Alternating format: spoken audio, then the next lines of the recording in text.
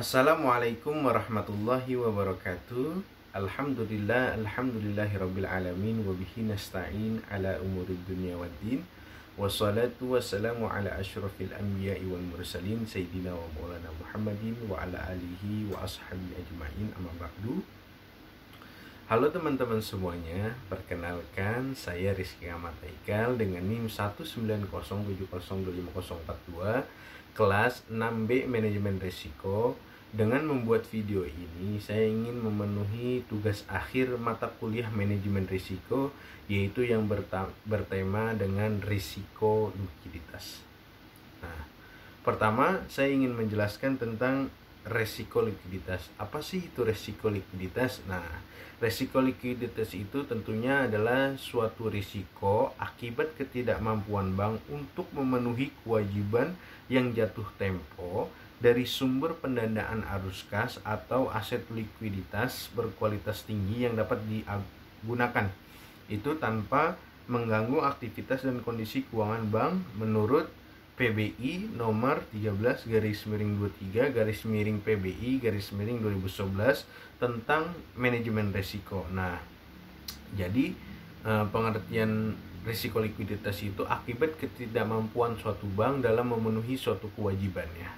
Nah, yang kedua, saya ingin menjelaskan tentang faktor pendukung terjadinya risiko likuiditas, yaitu risiko likuiditas perbankan itu merupakan akibat dari interaksi antara aset dan liabilitas yang Bank Islam miliki. Jadi terjadi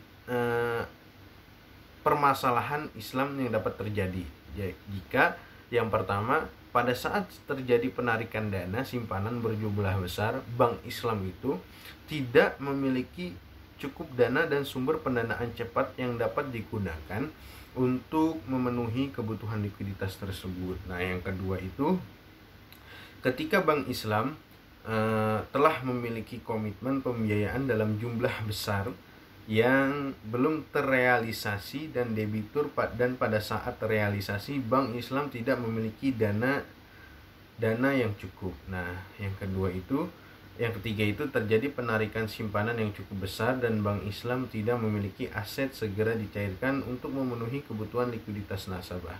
Nah, yang keempat itu terjadi penurunan besar-besaran terhadap nilai aset yang bank memiliki memicu ketidakpercayaan nasabah sehingga menarik dana simpanannya dari bank.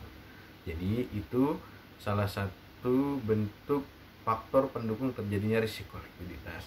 Nah, yang ketiga itu pengelolaan risiko likuiditas. Bagaimana sih cara mengelola risiko likuiditas? Yaitu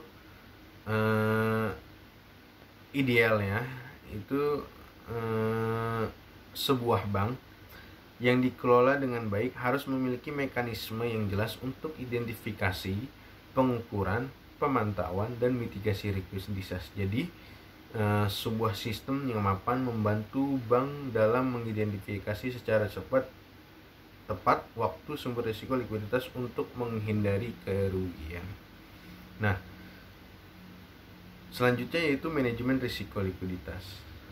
Saya ingin menjelaskan tentang manajemen risiko likuiditas, yaitu tentunya menyatukan likuiditas itu penting untuk bank syariah dalam menjalankan aktivitas bisnisnya, mengatasi hal kebutuhan mendesak, memuaskan permintaan nasabah terhadap pinjaman, dan memberikan fleksibilitas dalam meraih kesempatan investasi menarik dan memungkinkan. Jadi likuiditas yang tersedia itu harus cukup, tidak boleh terlalu kecil sehingga mengganggu kebutuhan operasional sehari-hari.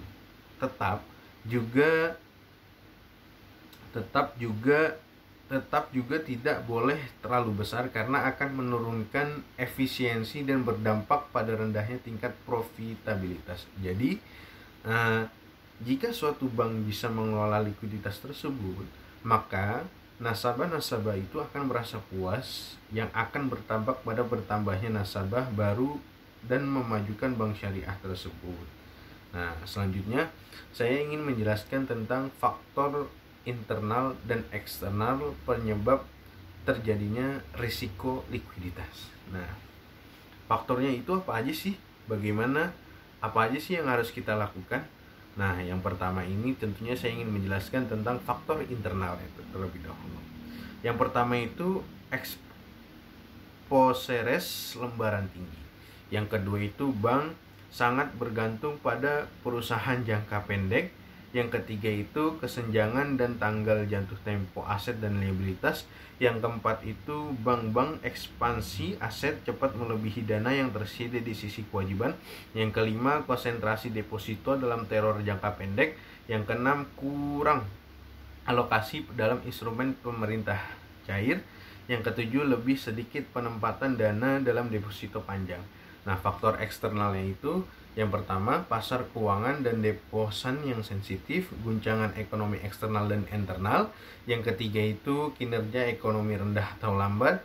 Yang keempat, mengurangi kepercayaan deposan pada sektor perbankan. Yang kelima yaitu faktor non-ekonomi, kerusuhan politik, dan lain-lain. Yang terakhir yaitu tiba-tiba dan penarikan likuiditas berbesaran dari deposan. Nah, itu penjelasan dari saya. Kesimpulannya itu bahwa risiko likuiditas itu dapat memberikan suatu komponen atau kontribusi yang besar bagi dalam suatu bank syariah. Mungkin ini saja penjelasan dari saya. Saya Rizky Ahmad Haikal, kurang lebihnya mohon maaf. Wallahu muwaffiq ila aqwamit thoriq. Wassalamualaikum warahmatullahi wabarakatuh.